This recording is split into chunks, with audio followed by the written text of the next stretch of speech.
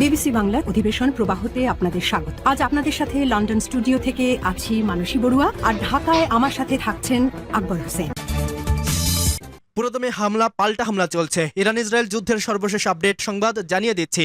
এই মুহূর্তে ইরানে খাইবার ক্ষেপণাস্ত্র আঘাতে মারা গেলেন ইসরায়েলের প্রধানমন্ত্রী নেতানিয়াহু। এরপর থেকে ইরানের সেই অদেখা শক্তি একটি সামনে আসলো।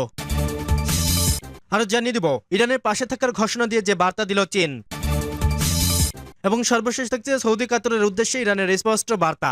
এতক্ষণ শুনছিলেন সংবাদ শিরোনাম, এখন বিস্তারিত। তবে তার আগে অনুরোধ থাকবে এই ভিডিওটিতে একটি লাইক এবং কমেন্ট করে জানিয়ে দিন কোন জেলা থেকে বা কোথা থেকে আপনি আমাদের এই ভিডিওটি দেখছেন এবং শুনছেন।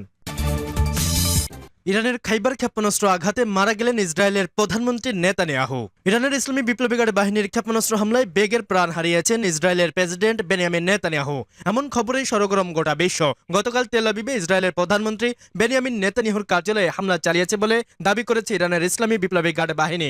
গতকাল সোমবার ফার্স্ট নিউজ এজেন্সিতে প্রচারিত আইআরজিসির এক বিবৃতিতে বলা হয়েছে, জায়নিস্ট শাসনের অপরাধী প্রধানমন্ত্রীর কার্যালয় এবং তাদের বিমান বাহিনীর কমান্ডারের সদর দপ্তরকে লক্ষ্যবস্তু করা হয়েছে। এই হামলায় খাইবার ক্ষেপণাস্ত্র ব্যবহার করা হয়েছে বলে জানিয়েছে আইআরজিসি।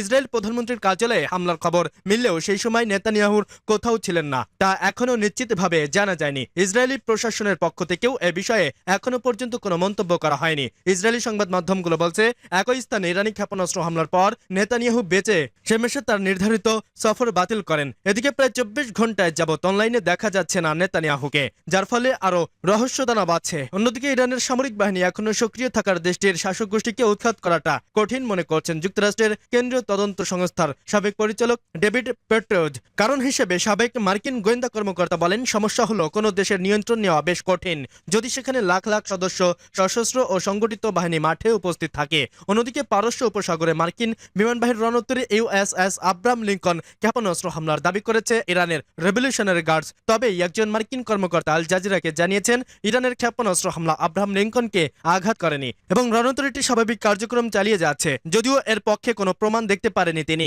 টানা 3 দিন ধরে যুদ্ধের আগুনে দাউ দাউ করে পড়ছে মধ্যপ্রাচ্য।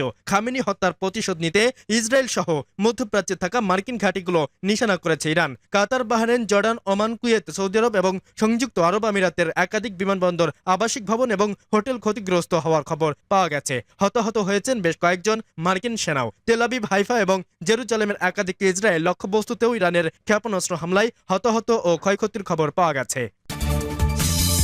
ইরানের সেই দেখার শক্তি একটি সামনে।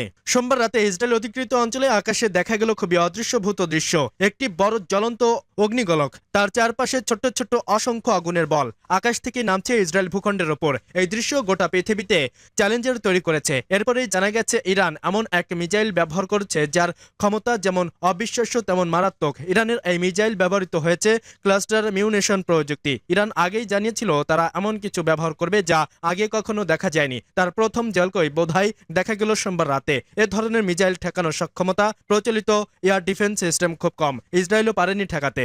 মূলত ক্লাস্টার মিউনেশন হলো এমন এক ধরনের ক্ষেপণাস্ত্র যেটি বড় একটি ওয়ারহেড মাঝ আকাশে খুলে অসংখ্য ছোট্ট ছোট্ট বোমা বা সাবমিউনেশন ছড়িয়ে দেয়। এটি একেবারে বিস্ফোরিত না হয়ে বিস্তারিত এলাকা জুড়ে অনেক ছোট্ট ছোট্ট বিস্ফোরণ ঘটায়। নির্দেশনাবিহীন এসব বোমা নিচে পড়ার সঙ্গে সঙ্গে বিস্ফোরিত হয়। ইসরায়েলি প্রতিরক্ষা বাহিনী আইডিএফ এর তথ্য অনুযায়ী এ ধরনের ক্ষেপণাস্ত্রটি ওয়ারহেড প্রায় 7 কিলোমিটার বা 4 মাইল উচ্চতায় গিয়ে খুলে পড়ে যায়। এরপর এটি প্রায় 20টি সাবমিউশন ছড়িয়ে দেয়, যা প্রায় 8 কিলোমিটার ব্যাসার্ধে ছড়িয়ে পড়তে সক্ষম। সাধারণত ছোট বোমাগুলোর শক্তি তুলনামূলকভাবে কম হলেও বিস্তৃত এলাকা জুড়ে ছড়িয়ে মারাত্মক ক্ষতির জন্য এটি তৈরি করা হয়েছে সামরিকভাবে, যাকে বলে এরিয়া সিচুয়েশন ইফেক্ট। সোমবারের আঘাতকে কেন্দ্র করে অনলাইনে ছড়িয়ে পড়া একটি ভিডিও ফুটেজের মধ্যে ইসরায়েলের আকাশে দেখা মেলে ক্লাস্টার মিউনিশন ক্ষেপণাস্ত্রের। ইসরায়েলি গণমাধ্যমে প্রকাশিত তথ্য অনুযায়ী ক্ষেপণাস্ত্রটি হামলায় ধসে পড়েছে অন্তত 4টি অ্যাপার্টমেন্ট ভবন। ধারণা করা হচ্ছে আশপাশে একটি আশ্রয়কেন্দ্রে ভেদ করে ক্ষেপণাস্ত্রটি ঢুকে পড়েছে। আইডিএফ এর অভিযোগ, বেসরকারি এলাকায় সর্বোচ্চ ক্ষতি সাধনের জন্য ঘন বসতিপূর্ণ এলাকায় ক্লাস্টার মিউনিশনটি নিক্ষেপ করেছে ইসরায়েল। একে যুদ্ধপরাধ বলে উল্লেখ করেছে ইসরায়েল। হেব্রনের আকাশে দেখল ক্ষেপণাস্ত্রের আঘাতে শিশুসহ 5 থেকে 6 জন আহতের খবর জানা গেছে।